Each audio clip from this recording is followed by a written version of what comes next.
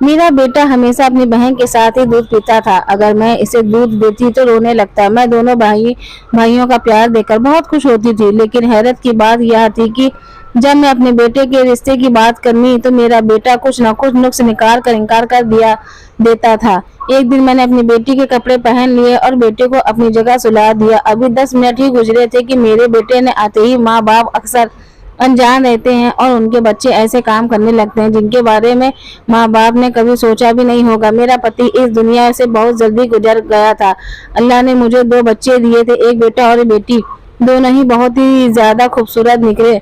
अपने पाप की तरह मेरे ससुराल वालों ने जिंदगी भर मुझे बहुत तंग किया था। मैं उसके साथ जॉइंट फैमिली में रहती थी। उन्होंने मेरा जीना हराम कर रखा था, यहाँ तक कि मुझे मरीज भी बना डाला था। जब मेरा पति इस दुनिया से गया तो मेरे बच्चे बहुत छोटे थे। मेरा बेटा 5 साल का और बेटी 3 साल की थी। लेकिन मेरी ससुराल वाले मुझे अभी भी वापस जाने नहीं देना चाहते थे। इनका कहना था कि वह मेरी शादी मेरे पति के बड़े भाई से करा देंगे। मेरा पति सारी उम्र यहाँ से जाने की कोशिश करता रहा, लेकिन इस दुनिया से चला गया। वो भी जानते थे कि इस घर में बहुत ज्यादा परेशान थी। वो मैं तो यही सोच भी नहीं सकती कि मेरी सास मुझे इस घर से में रखना चाहती थी है। वह मेरे जेठ से मेरी शादी कराना चाहती थी। मेरे जेठ एक अच्छा इंसान था। उसकी बीवी भी इस दुनिया में नहीं थी और इसके बच्चे भी नहीं थे। मगर मेरी शादी जेठ से हो जाती तो शायद वह मेरे बच्चों का बाप बनकर इसको पालता और मुझे भी एक मर्द का सहारा मिल जाता। लेकिन मैं इस घर में नहीं रहना चाहती थी। मैंने अपनी इद्दत अपनी ससुराल में ही पूरी की। फिर माँ के जाने की तैयारी करने लगे कि अचानक मेरा जेठ मेरे कमरे में आया। उसने कहा, ये लोग तुम्हें जाने नहीं देंगे क्योंकि इन लोगों ने तुम्हारे साथ बहुत बुरा करने का सोचा है। मेरी माँ बहुत जिद्दी औरत है। मैं तुम्हारी मदद करता हूँ यहाँ से निकलने में। मैंने कहा, तुम भी तो इसी खानदान के हो, तुम मेरी मदद क्यों कर रहे हो? उसका कहना था कि मैं अपने भाई से बहुत मोहब्बत करता था। उसकी दुनिया से उम्र नहीं थी। तुम और मेरे भाई की निशानी है और तुम्हारी मदद करना जरूर करूँगा। उस अपने जेठ की मदद में से घर से निकल गई थी। लेकिन मैंने सुना था कि मेरी सास ने सारे खानदान ने मुझे बदकीरदार साबित कर दिया था। जहाँ तक था कि घर जब यह मेरे बेटे से निकाह की थी उसके साथ बहुत बदतमीजी करती थी। मेरा बेटा इसी वजह से दुनिया से में गया है। इसने खुदकुशी कर ली है। मैंने अपने पति से मोहब्बत की शादी की थी और इस मोहब्बत की शादी ने मुझे खुद दुख, बदनामी और रुसवाई के सिवा और कुछ नहीं मिला था। मैं एक मरीज बन गई थी और अपनी औलाद पर बहुत सख्ती करने लगी थी। इस बात को 15 साल गुजर गए। आज मेरी बेटी 18 की और मेरा बेटा 20 का हो गया है। हम लोग एक छोटे से घर में रहते हैं। मेरी बेटी घर में बच्चों को ट्यूशन पढ़ाती है और मेरा बेटा एक कॉल सेंटर में काम करता है। मैं अभी घर के कपड़े सीती हूँ और आम लोग हैं। हमारा गुजारा आराम से हो रहा है। मेरे पूरे दिनों को याद करके अक्सर मेरा ब्लड प्रेशर बढ़ जाता है, लेकिन मैं फिर भी अपने आप पर काबू पा लेती हूँ। मेरा नाम साजिया है। मेरी बेटी का नाम सना है और मेरे बेटे का नाम आमिर है।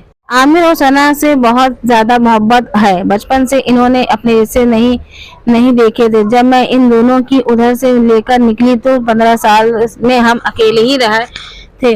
मैं मोहल्ले में भी किसी से भी नहीं जाना आना नहीं रखती थी और ना ही इन बाहर खेलने देती थी। मुझे सब कहते थे कि ऐसा करोगी तुम तो तुम्हारे बच्चे भी बुरे बन जाएंगे। मैंने कहना था कि दुनिया बहुत बुरी है। मोहब्बत के नाम पर धोखे मिलते हैं। मेरे बच्चे जब तक मेरे आंखों के सामने रहेंगे तब तक मुझे तसल्ली रहेगी। अपने बच्चों को जमाने से छुपा कर सबसे दूर रखने का फायदा यह हुआ कि वह एक दूसरे से बहुत करीब आ गए थे। वह एक ही दूसरे के साथ खेलते बातें करते और सबसे अच्छी बात थी क्योंकि एक भाई का बहन सबसे अच्छा रक्षक होता है और बहन सबसे अच्छी दोस्त होती है। दोनों ही शुरू से एक ही स्कूल में गए और एक ही कॉलेज में पढ़ते थे। अब इनकी पढ़ाई मुकम्मल होने वाली थी। मुझे इन दोनों का प्यार देखकर बहुत खुशी होती थी, लेकिन फिर कुछ अजीब होने लगा।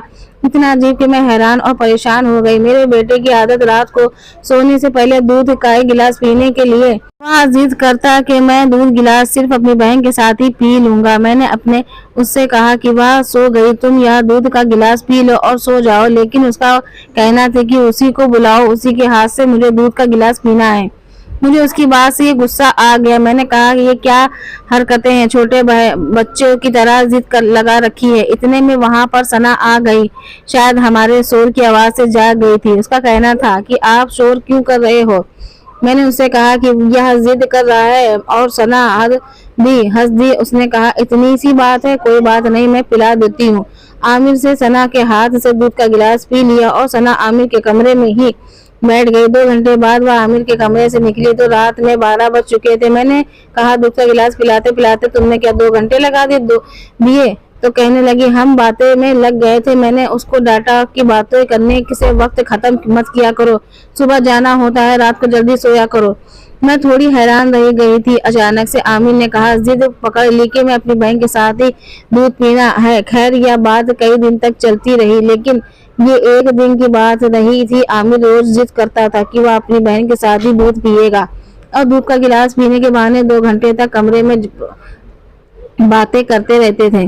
पहले मुझे लगा कि कोई वीडियो गेम खरीदी है जब पर ये यहाँ लगे हुए हैं, लेकिन जब मैंने जाकर देखा तो ऐसा कुछ नहीं था। कमरे में बस दोनों बैठे बातें कर रहे थे। एक दिन 2 घंटे से ज्यादा वक्त गुजर गया और मुझे गुस्सा आ गया कि यहाँ कोई टाइम है बातें करने का। मैंने दरवाजे पर दस्तक दी तो मैं हैरान और परेशान रह गया कि दरवाजा अंदर से बंद था। मैंने जोर जोर से दस्तक देना शुरू कर दी और 5 मिनट बाद दरवाजा खुल गया। मैंने कहा यह दरवाजा किसने बंद किया था? दरवाजा बंद करके तुम क्या कर रहे हो? ये कोई तरीका है? आमिर ने कहा गलती से दरवाजा बंद हो गया होगा, वरना हमने तो दरवाजा लॉक ही नहीं करना था। मैंने कहा बेटा तुम बड़े आलीशान घर के नहीं रहते हो जहाँ पर ऑटोमेटिक लॉक करने लगे हुए हो। या खुलने वाला दरवाजा और कुंडी तक नहीं लगती जब तुम न लगाओगे। मैंने उसको कहा जाकर अपने कमरे में सो जाओ और आइंदा यह हरकत घर में नहीं चलेगी, वरना सना की पढ़ाई पूरी होने वाली थी। अब उसकी शादी की उम्र हो चुकी थी। मैंने नहीं चाहती थी कि अब वह कहीं दिल और लगा बैठे, इसलिए मैं उसकी शादी जल्दी करवाना चाहती थी। जबकि मेरी शादी 19 की उम्र में हुई थी। मैंने शाम को रिश्ते के वालों को बुला लिया। उन्होंने सना को देखते उससे 2-4 सवाल किए। इसके बाद मैंने सना को उसके कमरे में भेज दिया। आमिर वहां आया। आमिर ने उसके सामने एक बदतमीजी वाली बात कर दी कि उसने कहा यह खाना मेरी बहन ने नहीं बनाया, यह खाना मैं बाजार से लेकर आया हूँ। मेरी बहन सुबह 12 बजे उठती है, खाना बनाना तो उसको आता ही नहीं, और मुंहफट और बदतमीज और अभी इसका मोहल्ले में एक लड़के के साथ झगड़ा हुआ था जो उसने एक लड़की का सर फाड़ दिया। आप यकीन नहीं करेंगे अंकल आंटी, हमारे घर में तो पुलिस भी आ चुकी है। जैसे जैसे हमने रफा दफा कराया, अल्लाह अल्लाह बहुत तमाशा बना था। मैं परेशान थी कि यह सब क्या बोलता चला जा रहा है, जबकि इस बात को कोई हकीकत नहीं थी। मनसना को खाना बनाना भी आता था। वह बिल्कुल भी लेट नहीं उठती और किसी का सर तोड़ना तो दूर बात हुआ तो बिल्कुल सोच भी नहीं सकती। फिर इस लड़के को क्या हो गया? मैं खुद हैरान थी कि नशा करके तो नहीं आया है। लोग तो खड़े हो गए और कहने लगे लोगों ऐसी बदतमीजी लड़की का रिश्ता हमें नहीं चाहिए, और बुरा भला कहकर वहां से निकल गए। उनका जाना था। उनके जाने के बाद मैंने आमिर से पूछा तूने ये क्या किया? तो आमिर ने कहा आपने इनकी शक्ल देखी, अपनी बहन की शादी किसी से नहीं करूंगा, मुझे लड़का बिल्कुल पसंद नहीं था। तो मैंने कहा अगर तुम्हें लड़का बिल्कुल पसंद नहीं था तो तुम मुझसे मशवरा करते, या इतना घटिया तमाशा करने की क्या जरूरत थी? आमिर का कहना था कि मैं यह इसलिए किया कि वह दोबारा इस घर में रिश्ता करने की सोच भी नहीं सकते। आप तो उन ऐसे फिदा हो जा रही थी कि जैसे सिर्फ उनके घर और जायदाद देखकर ही थी, लड़के की शक्ल भी नहीं देखनी चाहिए। मेरी प्यारी बहन किसी ऐसे लड़के के हवाले नहीं करना चाहता हूँ। मुझे आमिर की हरकत पर बहुत गुस्सा आया, लेकिन अब जो हो चुका था वो हो गया। उन लोगों ने से दोबारा बात करने का कोई मकसद नहीं था। अगर मैं करती तो मेरा बेटा मजाक कर रहा था, तब भी वह मेरी बात नहीं मानते। शाम को मैंने देखा कि छत पर बैठे आमिर और सना चाय पी रहे थे और कुला कर हंस रहे थे, जबकि मेरा मूड बहुत खराब था। इनको इन बात की खुशी थी। एक दिन घर की सफाई करते हुए मुझे कागज मिला जिस पर क्या लिखा था मैं पढ़कर हैरान रह गई थी। उस पर लिखा था कि सना की तबीयत खराब है, इसलिए इसे 2 दिन की छुट्टी चाहिए। यह एप्लीकेशन उनकी माँ ने खुद लिखा था, यानी मैं। और तो इस तरह इस एप्लीकेशन के नीचे मेरा दस्तखत भी कर दिए गए थे, जो बिल्कुल मेरे दस्तखत जैसे थे। लेकिन मैंने तो यह एप्लीकेशन नहीं लिखी थी और ना ही मैंने कोई साइन किए थे। तो मैंने तारीख देखी तो वह 4 दिन पहले की बात थी, लेकिन 4 दिन पहले तो सना कॉलेज गई गई थी, फिर इसलिए छुट्टी क्यों ले? कॉलेज में छुट्टी गई तो वह घर से कॉलेज गई तो कहाँ गई? मैंने यह एप्लीकेशन अपने पास रख ली और शाम को दोनों भाई बहनों को बुलाया। कमरे का मोहल्ला मोहल्ला अदालत जैसा था। मैंने वहाँ एप्लीकेशन दोनों के सामने रखे और पूरा पूरा यह सब क्या है? तुम कहाँ गई थी 2 दिन की छुट्टी लेकर? क्या कर रही थी 2 दिन तक? एक हिम्मत कैसे हुई तुम्हारा झूठ बोलने की, वह भी मेरे नाम से या भी मेरे सिग्नेचर से? तुम क्या कर रहे हो? दोनों दोनों सर झुकाकर बैठे थे, क्योंकि उनको पता था कि क्योंकि चोरी पकड़ ली गई है, इसलिए उनके पास बोलने का कुछ भी नहीं था। मुझे गुस्सा आ गया और मैंने कहा, जो कुछ भी तुमने किया है सच सच बताओ, नहीं तो मैं तुम दोनों को ठीक करके रख दूंगी, तुम्हारा 2 हफ्ते का खर्चा बंद कर दूंगी। सना तो कुछ जवाब नहीं दे रही थी। आमिर बोला, हमने 2 दिन छुट्टी ली थी और हम एक दिन फिल्म देखने गए थे और दूसरे दिन शॉपिंग करने गए थे। मैंने कहा, ये क्या हरकत है? तुम लोगों को इतवार वाले दिन शॉपिंग करने और फिल्म देखने की नहीं जा सकते थे? आमिर ने कहा कि मेरा दिल कर रहा था इसलिए हम चले गए। मुझे इनकी क्या यह बात बिल्कुल समझ में नहीं आ रही थी। इनको सिर्फ तुम और शॉपिंग की वजह से झूठ बोलना पड़ा। मैंने इनसे पूछा कि तुम लोग क्या कर रहे हो, मुझे साफ साफ बताओ, तो क्या पका रहे हो आपस में? उन्होंने कहा, ऐसी ही बात है, बस मेरा दिल कर रहा था, इसी वजह से मैंने छुट्टी ली और हम लोग सैर करने चले गए। इन दिनों का रवैया मुझे बिल्कुल भी समझ में नहीं आ रहा था। एक दूसरे के साथ फिल्म देखने चले जाते और कभी शॉपिंग करने के साथ बैठकर चाय पी रहे हैं, तो कभी आपस में बैठकर 4 घंटे बातें करते करते हैं। इतने में क्या मोहब्बत थी इन दोनों को, दूसरे को अलावा कोई दिखाई नहीं देता है। इस बीच मैंने अपनी बेटी के लिए एक और रिश्ता देखा और अपने बेटे का कहा, अगर लड़के ने कुछ भी कमी देखी तो मुझसे आकर कहना, लोगों के सामने तमाशा मत बनाना, क्योंकि तुम इतना नहीं जानते कि तुम अपनी बहन की किस तरह बदनामी कर रहे हो। इस तरह तुम्हारी बहन के रिश्ते आने बंद हो जाएंगे। तब आमिर ने एक अजीब सी बात की। उसने कहा, उस रिश्ते की कोई जरूरत नहीं है। मैंने उससे कहा, तुम्हारे इस बात से क्या मतलब है कि रिश्ते की जरूरत नहीं है? तो कहने लगा, कोई मतलब नहीं है, बस मेरे मुंह से निकल गया, ऐसे की कोई बात नहीं है। मैं तो इन दोनों से परेशान हो गई थी, पता नहीं क्या करते हैं, क्या सोचते हैं, क्या मेरी वजह से क्या हुआ मैंने उनको घर में कैद कर ऐसा बना दिया था। इस दफा सना के लिए जो रिश्ता आया था उसमें से कोई गलती निकाल ही नहीं सकता था। लड़की की उम्र बहुत कम थी, शकल सूरत का भी बहुत अच्छा था, उसके माँ बाप भी बहुत अच्छे लग रहे थे। उसके माँ बाप प्रिंसिपल थे। लड़का भी बहुत शकल सूरत का अच्छा था, हसीन था और सना से ज्यादा बड़ा भी नहीं था, और उन लोगों को सना पसंद आ गई क्योंकि सना बहुत खूबसूरत थी। मैंने आमिर की तरफ देखा कि आप कोई गलती निकाल कर तो दिखाओ। आमिर चेहरे से बहुत परेशान लग रहा था। उन्होंने कहा कि हमें तो अब आपकी बिटिया बहुत पसंद आ गई है और हम जल्द निकाह की रस्म करना चाहते हैं। आपकी बेटी की रुखसती आपके बेटे के एग्जाम के बाद करा लेंगे।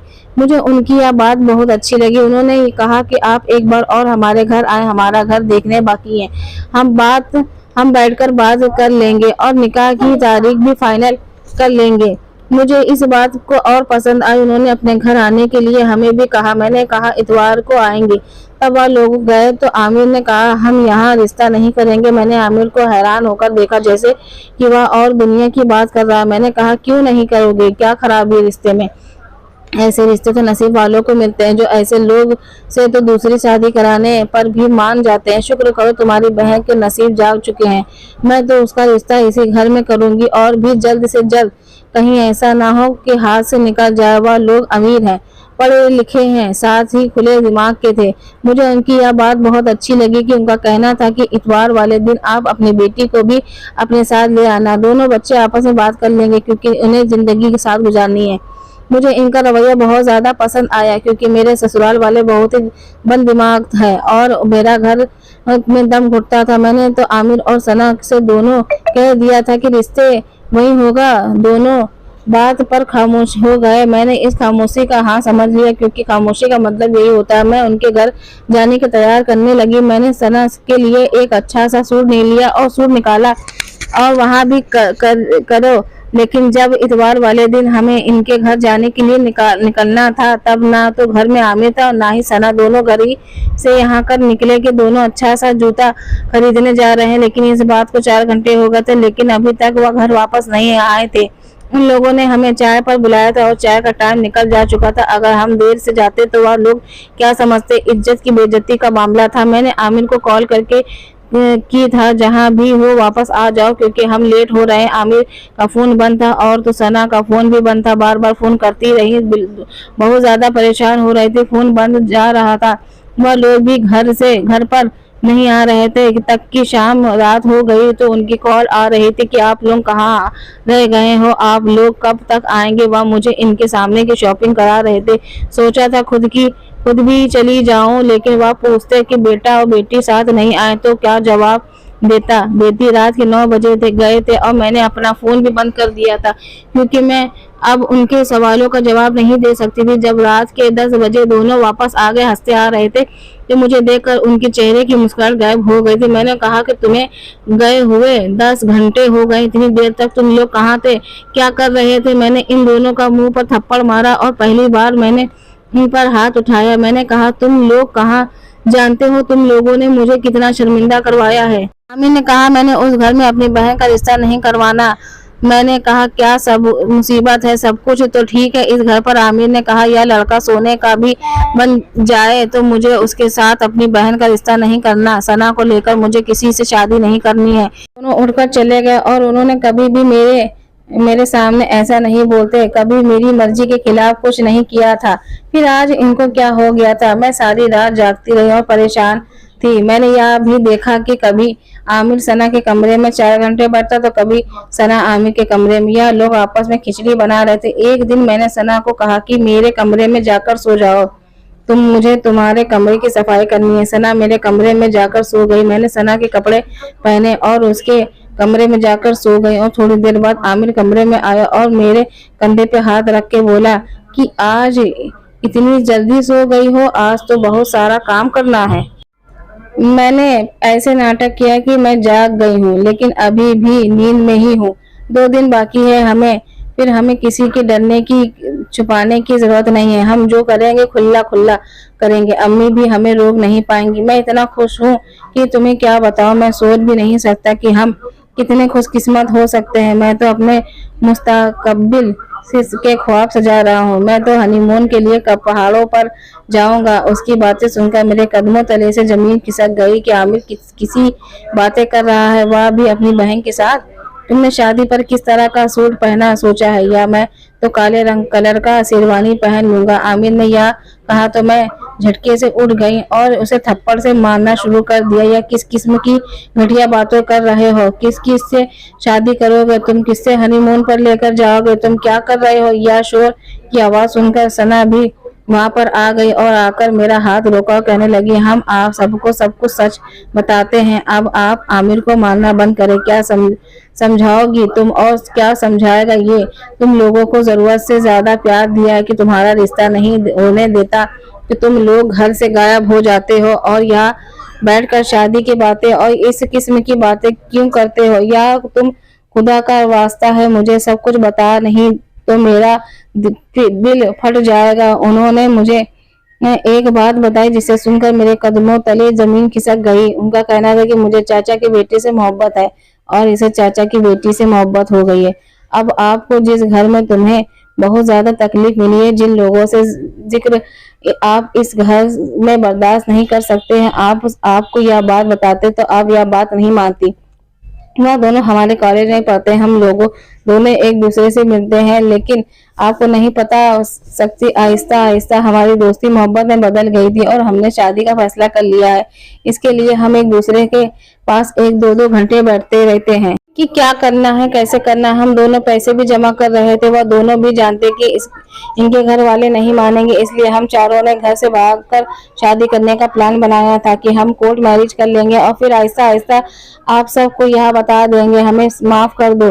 लेकिन हम अपनी मोहब्बत के आगे मजबूर हो गए। क्या हम करते, हम उनसे बहुत मोहब्बत करते हैं और वह हमसे। जब मैं किसी और से मोहब्बत करती हूँ तो उसकी मर्जी से शादी कैसे कर सकती थी।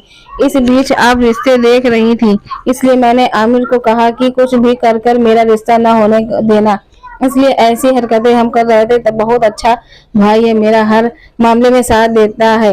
यह चाहता है कि मैं खुश रहूं और उस शख्स के साथ जिससे मोहब्बत करती हूँ। यह भी बहुत अच्छी बहन है, हमसे भी मेरा साथ दिया। यह बहुत अच्छी बहन है। हम नहीं जानते कि आप को कानों कान ही खबर ना हो। जब तक यह हमारा मामला सारा समझ ना जाए हम बहाने बनाते हैं एक दूसरे से। बहुत सारी बातें करनी थी, पूरी प्लान बनाना था। हमें माफ कर देना। आपको यह सुनकर बहुत दुख हो रहा होगा कि 2 दिन बाद हमारी शादी। आप ही ने हमें सिखाया कि तुम लोग का बाप इस दुनिया में नहीं है, इसलिए एक दूसरे की मदद करना, एक दूसरे का ख्याल रखना। हम दोनों एक दूसरे की खुशी का ख्याल ही तो रखते हैं।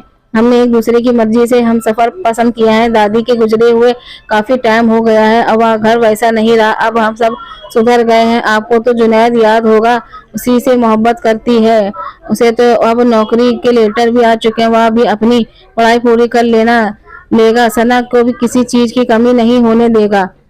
उसका घर अलग हो जाएगा। और जुनैद की बहन सानिया है, वह भी बहुत अच्छी लड़की है और उसे बहुत मोहब्बत करता हूँ। उसे इस घर की इज्जत बना लूंगा और मुझे पता है कि आप उसे बहुत खुश रखेंगी। अपनी बेटी बनकर हम दोनों बोलते जा रहे थे और वह रोती जा रही थी। या तो सच था कि यह लोग मुझे अगर सच बता देते तो मैं कभी भी हाँ नहीं करती और इस तरफ से इनका ताल्लुक भी नहीं होने देती। लेकिन शायद सही कहते हैं कि जो आप जो नहीं चाहती वही आपके साथ हो जाता है। और मैं इनको इस घर में और इस घर के लोगों से बहुत दूर रखना चाहती थी, लेकिन यह इसी घर में नाता जोड़ चाहते हैं।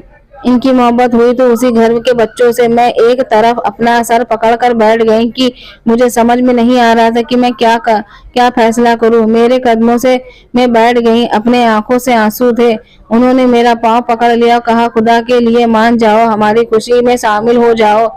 हम इन दोनों के बगैर खुश नहीं रह सकते। अगर आप चाहती हैं तो हम आपसे भी वादा करते हैं कि आप जहां कहेंगे वहीं शादी करेंगे, लेकिन हम खुश नहीं रहेंगे। मैंने दोनों के मुंह पर एक थप्पड़ मारा, कहा तुम लोगों को क्या लगता है कि मुझे तुम लोगों की खुशी की परवाह नहीं है? तुम लोगों की खातिर ही मैं उस घर से निकली थी। तुम लोग के लिए ही मैंने दूसरी शादी नहीं की थी, जबकि मेरी उम्र 25 साल की थी। सारी जिंदगी तुम दोनों के लिए मशीन चला चला कर गुजार दी, तो क्या अब तुम्हारी खुशी के लिए मैं इतनी सी कुर्बानी नहीं दे सकती? इनके बाप सारे मामलात मेरे साथ तय करे और मैं तुम दोनों की शादी में ही कर आऊंगी। तुम्हें कोर्ट मैरिज करने की जरूरत नहीं है। वह दोनों रोते हुए मेरे गले लग गए और मैंने उन दोनों को बहुत ज्यादा प्यार किया। जिस औरत ने सारी जिंदगी अपनी औलाद की वजह से कुर्बानी दी हो, क्या वह इतनी सी बात ना मान सकती थी? और जिस घर की बात हो रही थी वह घर मेरे देवर का था और बहुत अच्छा इंसान था, जिसने मेरा हर हालत में साथ दिया। उसने कभी मेरे साथ जब बदतमीजी नहीं की और वह मेरे घर आया और मेरे बच्चे उसका हाथ मांगा। मैंने भी हाँ कर दी और फिर एक ही दिन वह अपनी बेटी को रुखसत किया और अपनी बहू को लेकर आ गई। अब वह दोनों बहुत खुश है और अपनी जिंदगी से आराम से जी रहे हैं। तो दोस्तों, कैसी लगी स्टोरी अच्छी लगी तो प्लीज लाइक सब्सक्राइब और शेयर करिएगा। चलिए आज के लिए इतना ही, धन्यवाद।